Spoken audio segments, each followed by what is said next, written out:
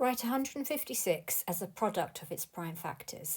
Okay, so this is where we need to draw the factor tree.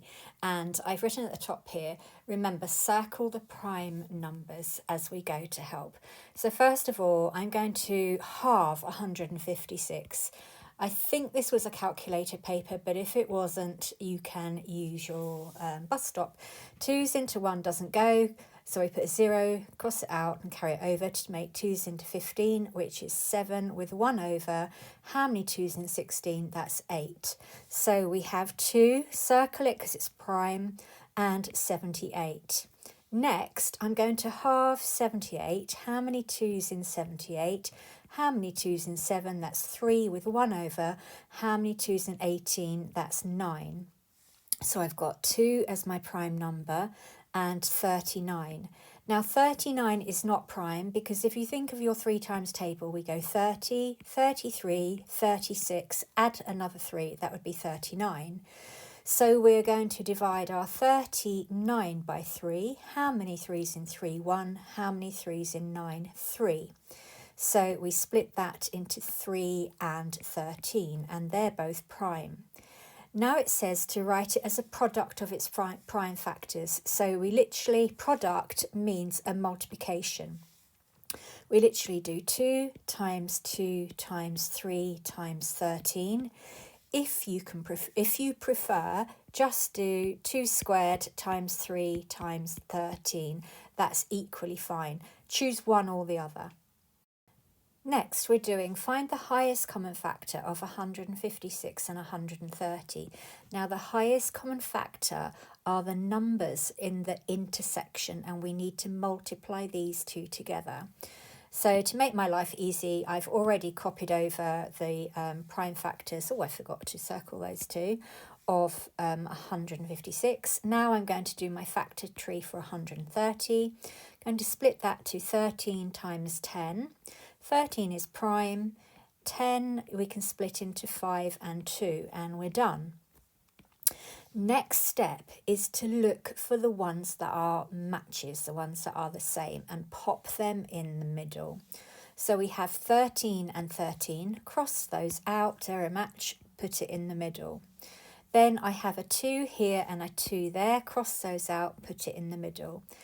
And there are no other matches, so my 2 goes here for 156. Let's label that up. Let's label that circle up as 130. And my 3 goes here. Finally, I just need to put my 5 in there. I'm only interested in the highest common factor, and the highest common factor is the section in the middle, the intersection. So I now do 13 times by 2, which is 26. So one weekend, the Keddy family is going to do a sports quiz and a music quiz. The probability that the family will win the sports quiz is 0.3. The probability that the family will win the music quiz is 0.35. We have to complete the probability tree diagram. Now, for probability, it has to add up to 1. So if we thought of a kind of a line, say 0, there's no chance of it happening, and 1 being 100%, so 100% is definitely going to happen. So it's 100% likely that the sun will shine one day in the year. And we would have absolutely no chance of the temperature, well, let's say the sun. We would probably, no, I can't say probably, we would have no chance of the sun shining every single day in England for a year and the temperature being 40 degrees. I mean, if we had a massive global warming thing, I guess we could, but the takeaway from this is that probabilities have to add up to 1. Okay. So first up, we have to complete the probability tree diagram. Sports quiz. So we have to think 0.3 plus what is 1 whole, so that's 0.7. Then music quiz, we've got 0.35. To make that equal 1, we add on another 0.65. And then we repeat it again down here, because this part here is for if they did not win. So we just put our 0.65 down there.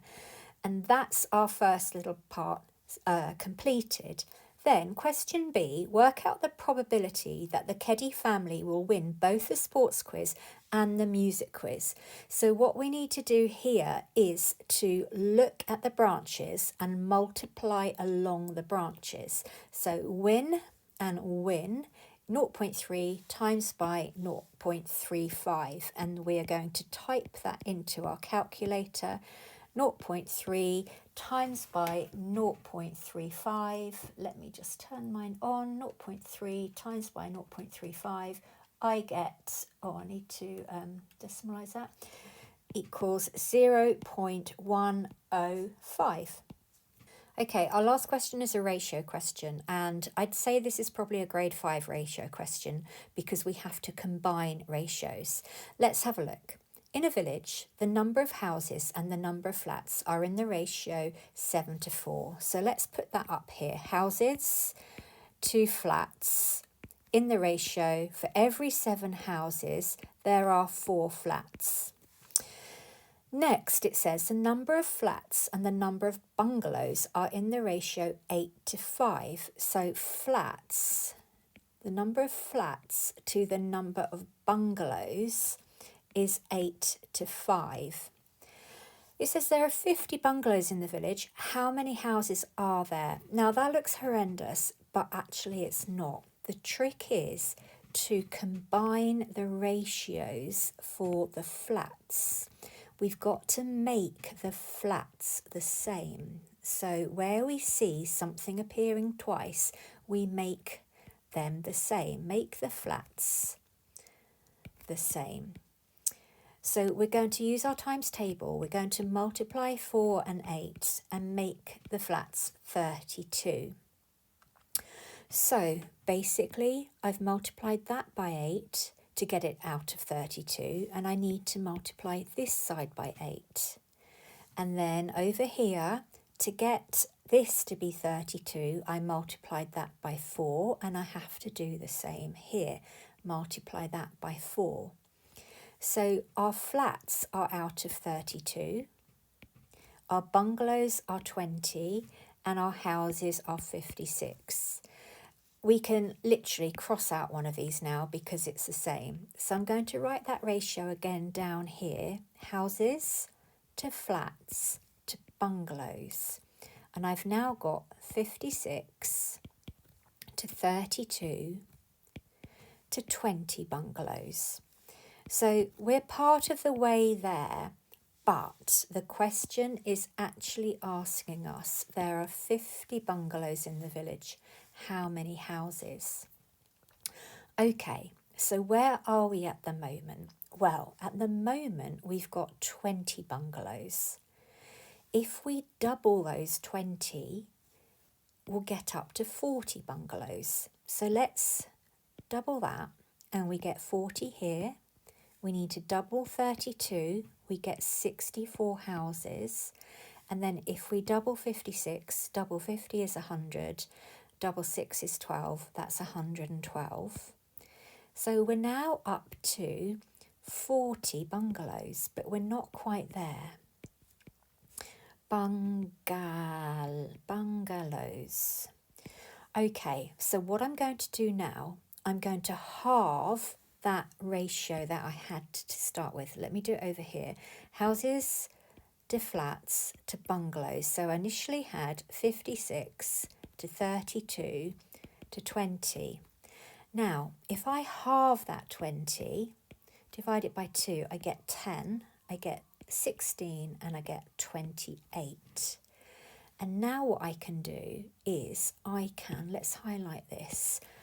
I have got 10 bungalows, 16 flats, 28 houses, 40 bungalows, 64 and 112. So they said if there are 50 bungalows, how many houses? I'm just going to write these out again. So houses, flats, bungalows, and then that's 10 bungalows. When I had 40, there were 64 houses and there were 64 flats. All I need to do now is if I add these two, 10 and 40 is my 50. So I've got 50 bungalows now. So all I need to do is to add these two. 8 and 2 is 10, carry 1. 2 and 1 is 3, add 1 is 4. 1 and 0 is 1. So my final answer is 140 houses.